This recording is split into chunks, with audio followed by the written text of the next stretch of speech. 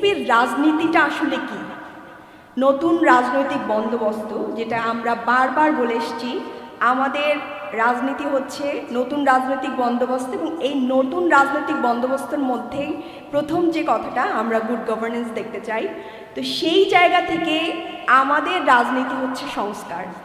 আমরা আমাদের রাজনীতিটা সেই 53 বছরের যে একটা কলঙ্কিত অধ্যায় দেখে দেখে আমরা এসেছি, একটা বার্ডেন আমরা নিয়ে এসেছি, সেই বার্ডেনকে মুক্ত করার জন্য এক ঝাঁক তরুণ দাঁড়িয়েছে, সাথে পেছন থেকে আপনারা আছেন।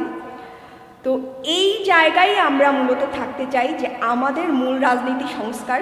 যদিও সরকার গঠনের পরে আমরা নানান জায়গায় আশাহত হয়েছি, দুঃখ পাচ্ছি, এই যে আমাদের সংস্কার, আমাদের অধ্যাদেশগুলো এগুলো বাতিল হয়েছে। তো আমি ডিটেলসে আলাপ করতে চাই না। আমি চাই যে এই যে আয়োজনগুলো করেছে, এই যে রাজনীতির একটা পরিবর্তন দেখা যাচ্ছে, যে রাজনীতিবিদরা শেখার জন্য, নানান জিনিস বলার জন্য, বা জনগণকে জানানোর জন্য কোথায় কিভাবে শুধরানো যায়, এই জায়গাগুলোকে আনার জন্য এক্সপার্টদের নিয়ে এসছেন, এবং আমরাও সেখান থেকে শিখছি।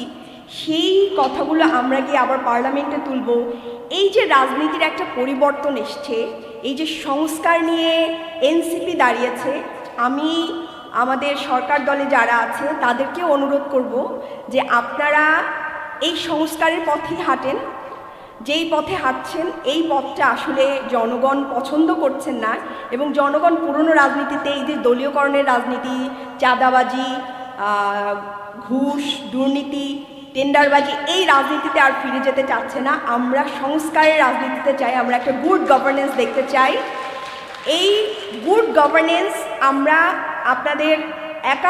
আপনাদের লড়াইয়ে বা এই গুড গভর্নেন্স তৈরির লড়াইয়ে আমরা বিরোধী দল যারা আছি তারাও পাশে থাকতে চাই। পাশাপাশি এই যে সুশীল সমাজ যারা আছেন তারা অবশ্যই সাপোর্ট দিবেন, এবং তারা বলে গেলেন। তো আমি সরকারের কাছে অনুরোধ করব যে আপনারা আমাদেরকে সাথে নিয়ে যেই জায়গাগুলোতে আসলে সংস্কার দরকার, যেই জায়গাগুলোতে একমত হওয়ার দরকার, এই শহীদের আকাঙ্ক্ষা যেগুলো ছিল, যেখানে একমত হওয়ার দরকার, আপনারা এই জায়গাগুলোতে একমত হন। আমরা আপনাদের এই সংস্কারের ক্ষেত্রে আমরা আপনাদের পাশে আছি, থাকবো ইনশাল্লাহ। এই গুড গভর্নেন্সের যে যাত্রা, এই যাত্রাই আমাদের এনসিপির একমাত্র যাত্রা হবে।